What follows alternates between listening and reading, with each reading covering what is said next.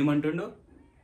అరే మా నాన్నకి పిచ్చి పట్టిందిరా, ఎవరైనా పొద్దు పొద్దున్నే కాఫీ ఇస్తారు, కానీ మా నాన్న మ్యాట్రిమోనీ ప్రొఫైల్ చూపిస్తాడు. ఈ అమ్మాయి చూడు చాలా బాగుంది, ఈ అమ్మాయి చూడు ఐశ్వర్య ఎలా ఉంది, ఈ అమ్మాయి చూడు సమంత ఎలా ఉంది అంటాడు. సర్లే మా నాన్న ఇంత బాధపడుతుంది అని చెప్పేసి ఒక అమ్మాయి ప్రొఫైల్ చూస్తాను. అమ్మాయి ప్రొఫైల్ హాబీస్ ఏమున్నాయి తెలుసా? వంట చేయడం అండ్ ట్రావెలింగ్ అని ఉంది. సర్లే అని అమ్మాయిని మీట్ అయ్యాక మీకు వంట వచ్చా అని అడుగుతుంది. దాన్ని నేను వంట చేసేటోళ్ళగా అనిపిస్తున్నానా లేకపోతే పెళ్లి చూపులకు వచ్చేటోళ్ళగా అనిపిస్తున్నా? ఇంకా వాళ్ళ నాన్న అయితే హైలైట్.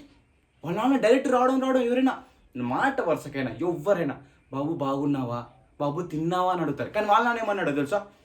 ఓ మీకు ఎంత వస్తాయి, మీ తాతయ్య గారికి ఎన్ని ఎకరాలు ఉన్నాయి. ఎవడు రా ఇట్లా ఫస్ట్ మీటికి అడిగేది?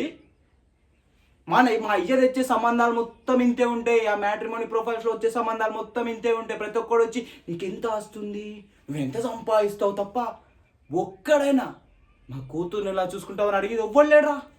ఎవడు అడగలే ఆ ముచ్చట ఇంతవరకు. అందుకే మా అయ్య మీద కోపం వచ్చి పొద్దుగాలు తిట్టినా. ఇక నాకు వద్దు, నాకు పెళ్ళి గిల్లి ఏది వద్దు, నేను థాయిలాండ్ పోతా. అదే థాయిలాండ్ ఎందుకు పోతారు? మసాజ్, థాయ్ మసాజ్ చేయించుకుంటా. పెళ్ళొద్దు ఏదొద్దు, సింగిల్గా ఉంటా, లైఫ్ని ఎంజాయ్ చేస్తా, అంతే, దట్స్ ఇట్.